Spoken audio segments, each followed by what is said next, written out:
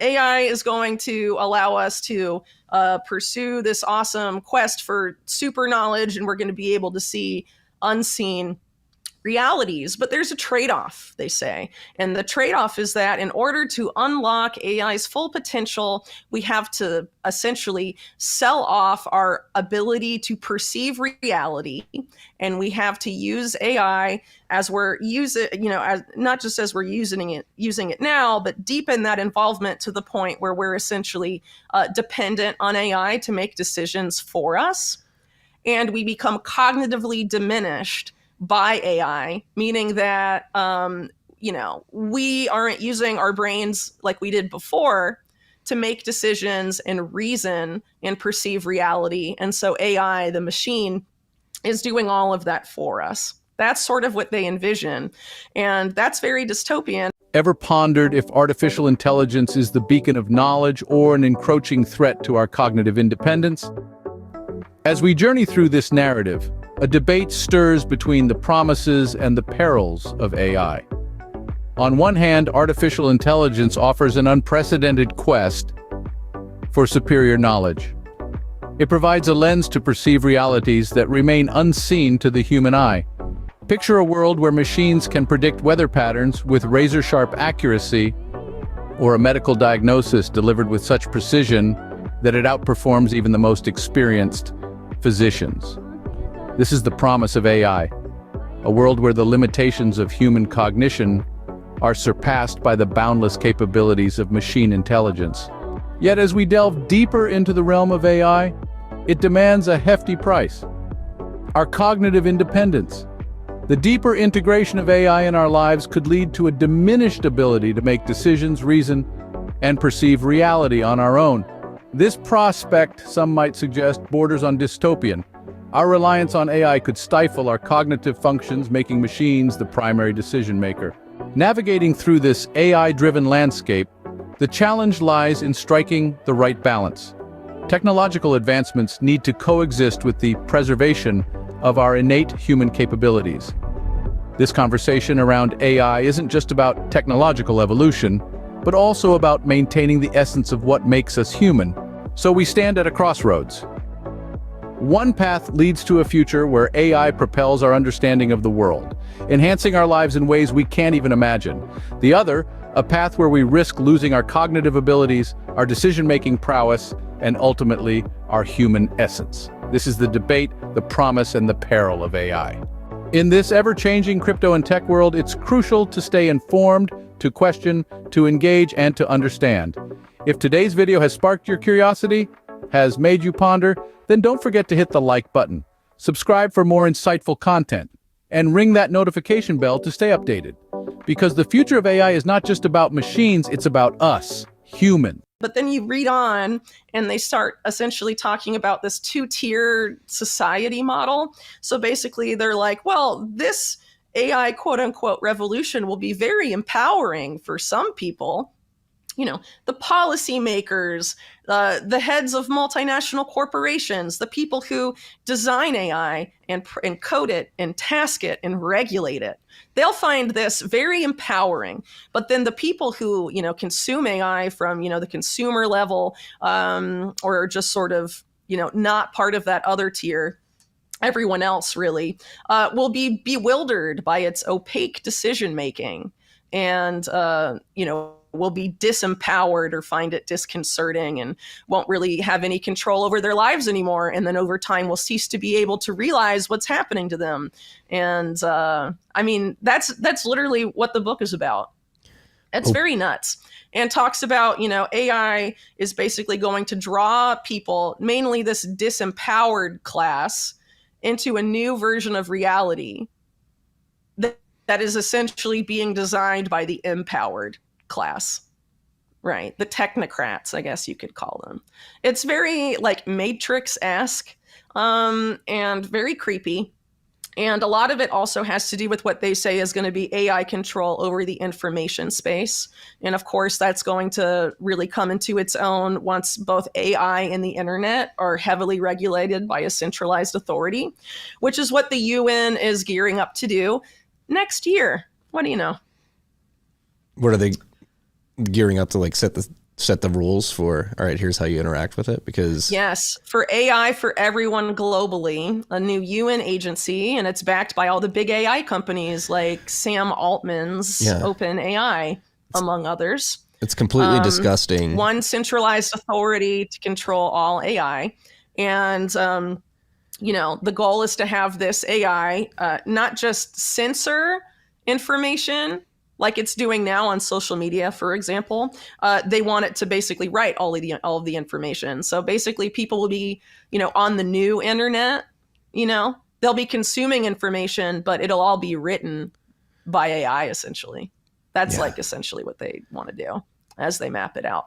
Have it like basically shape people's minds and make people control how people receive reality by dominating the information space and all the information people have access to and like everything they see and do. Hence the whole like push into augmented reality, Neuralink. I mean, that's like the final phase, I guess, of all of this.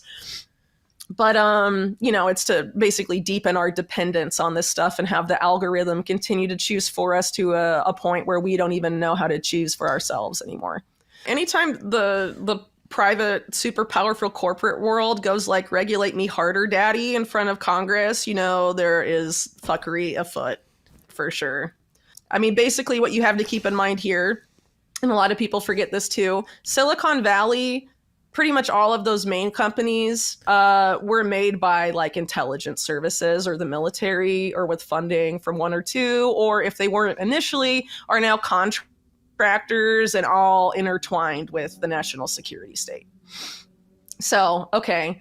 I mean, that's why we have these things like people now getting upset about Facebook censoring stuff, but Facebook, was essentially tied up with DARPA and, the CIA through Peter Thiel from the very beginning, right? So is it really that surprising that they would censor on behalf of the state?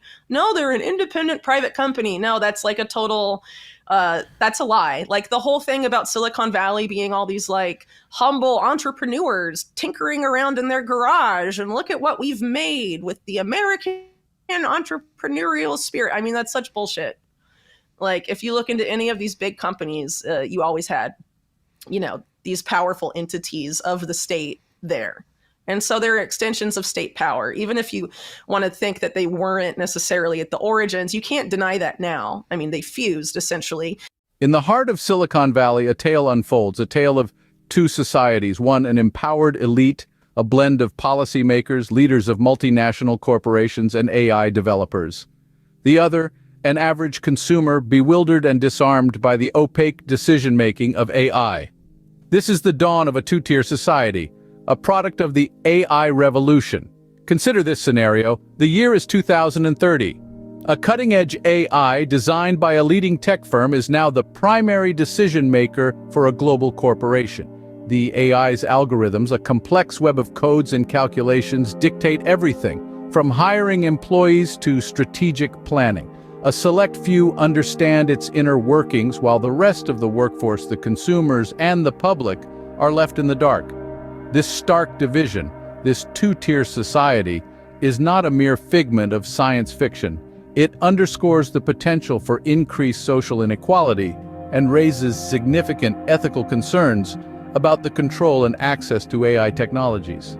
Imagine a world where a centralized authority, perhaps a UN-backed entity, regulates AI.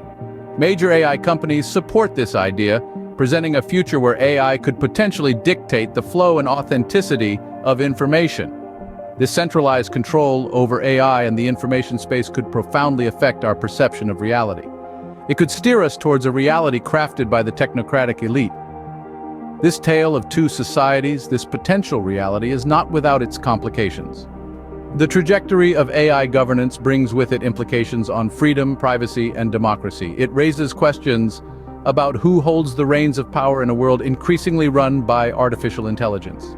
In the heart of Silicon Valley, we see a two-tier society emerging.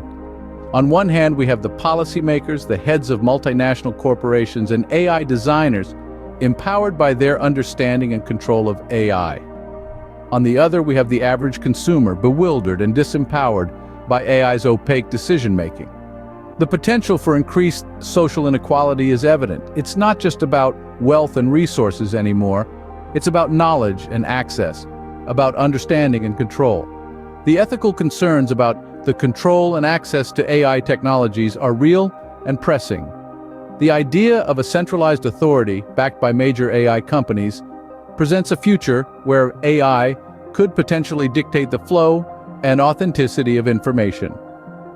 This could profoundly affect our perception of reality, steering us towards a reality crafted by the technocratic elite.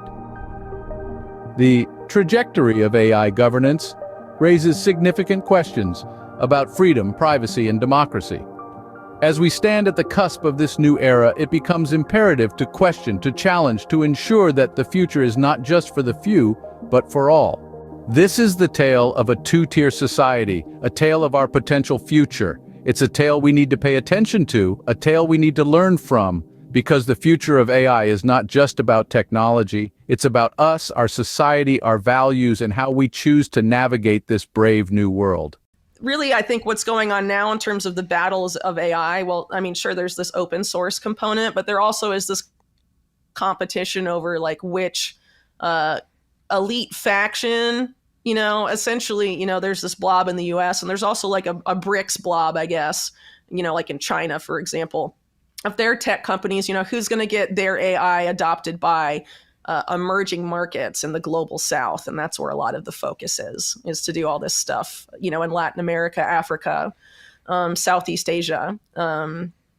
It's, I don't know, definitely something to look at there in terms of the dynamics, because they talk pretty openly about it. But the justification that, these groups like Schmidt's group give for, winning that factional battle is in order to beat China, we have to become China, and we have to compete with China's what they call China's civil military fusion model, which is civilian sector, the private sector, and the military are fused in China. They're working together towards this goal.